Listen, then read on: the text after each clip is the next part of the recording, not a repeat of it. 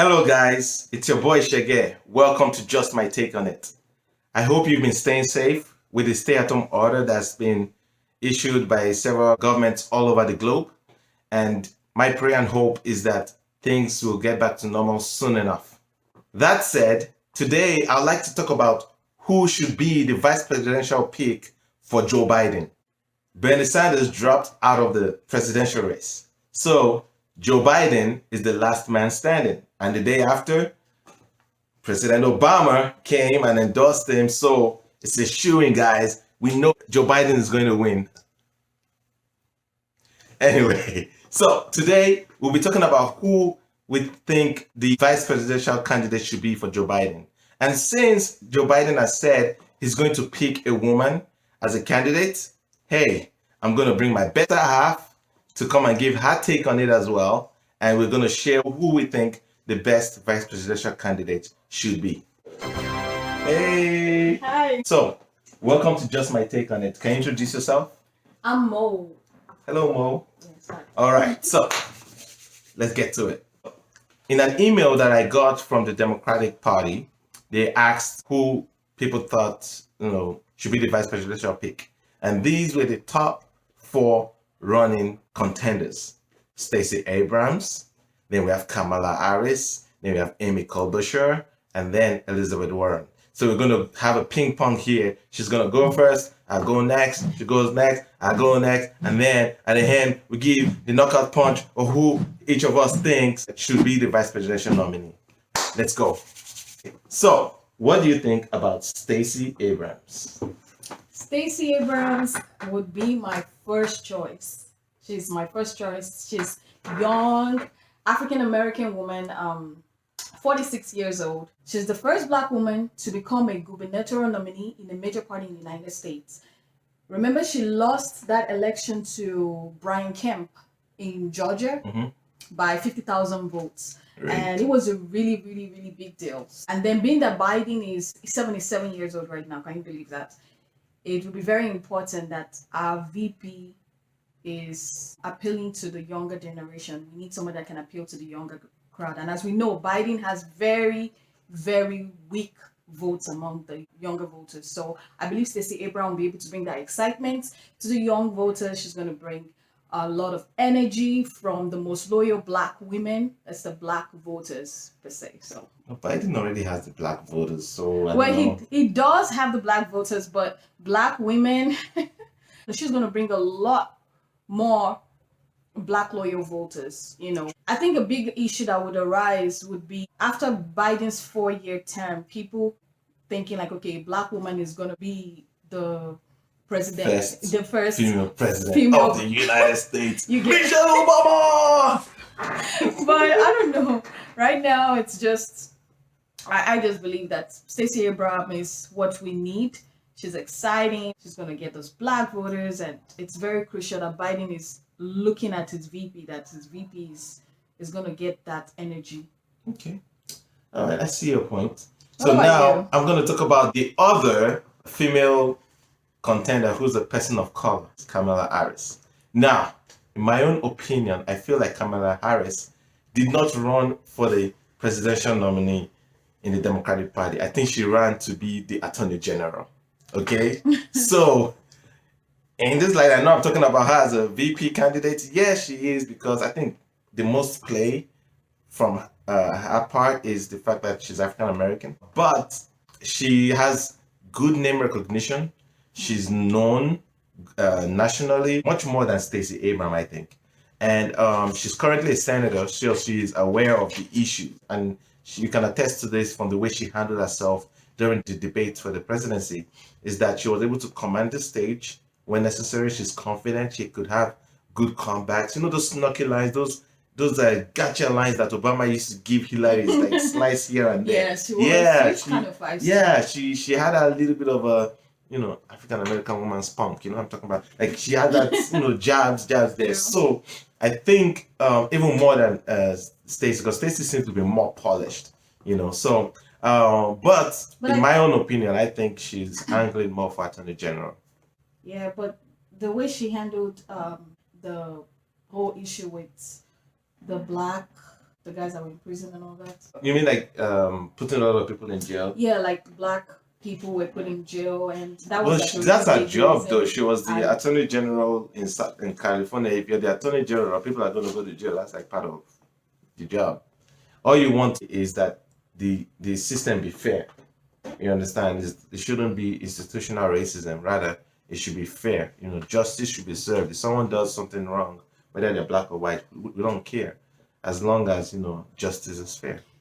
Yeah, but then I don't know. It's something about like she started up really high and she just went down after the first debate she had with Biden. I don't know what happened, but that energy and excitement that she had in all the debates just like went down. I think the powers that be were like, you're dead. What happened? I don't know what happened. I don't know either, but they know what happened. She just didn't command that presence that she had, and it was really, you could see through the debates, and I don't know. Yeah. But all right.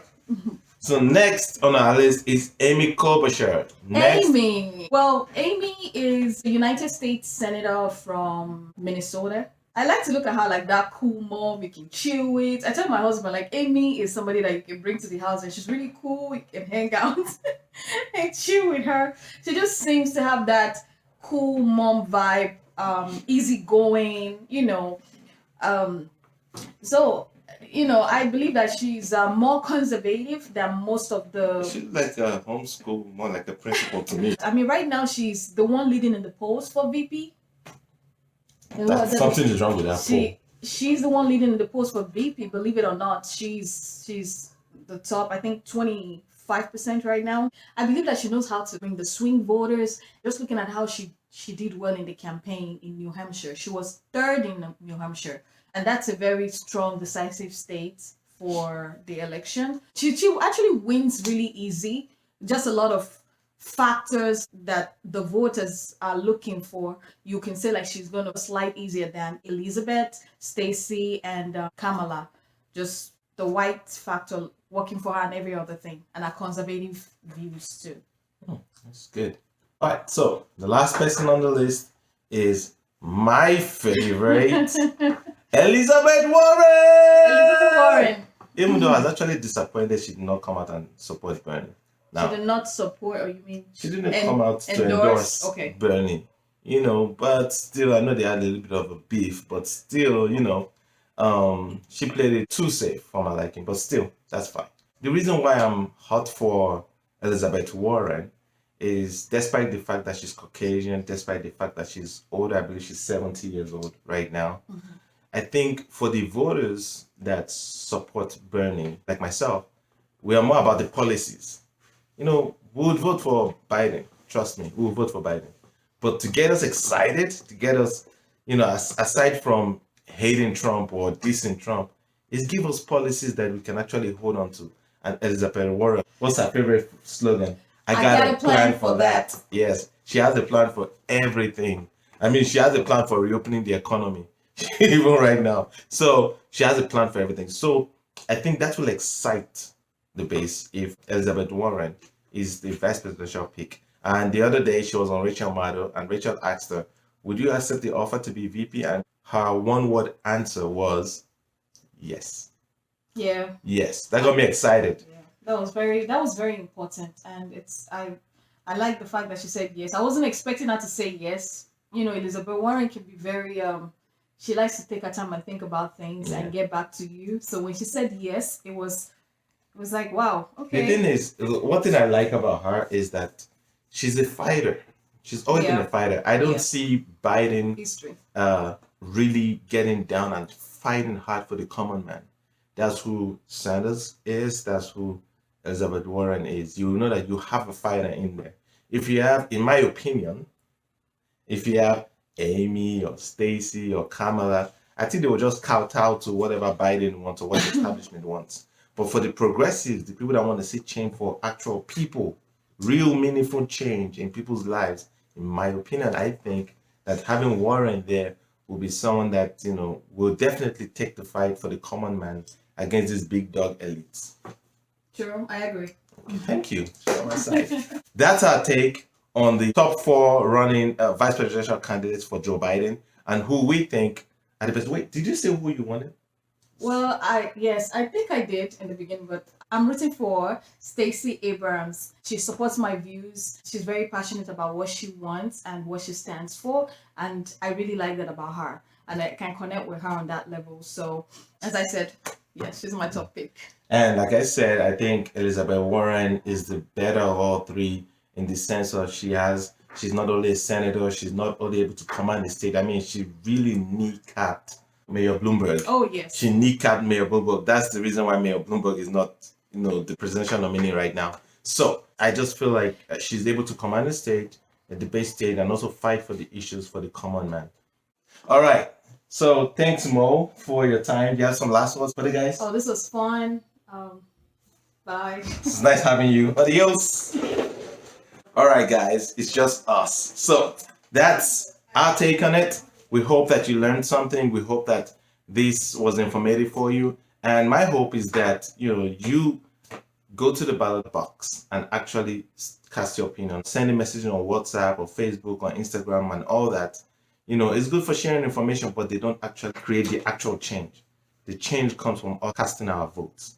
Your vote matters. Even though it's just one person, your vote does matter. So go out there and vote. Make your opinions known. Be professional when you have discussions with people about politics. It can get heated. So just be professional. If you notice anything off about it, just, calm down. Always assess the situation. But it's always good to rub minds, rather than reinforcing your own ideas. It's always good to share what you think about things with others. So that said, I hope you enjoyed this video. Please hit the subscribe button down there and leave your comments below. I'd like to hear what you have to say. All right, guys. Peace out. Take care.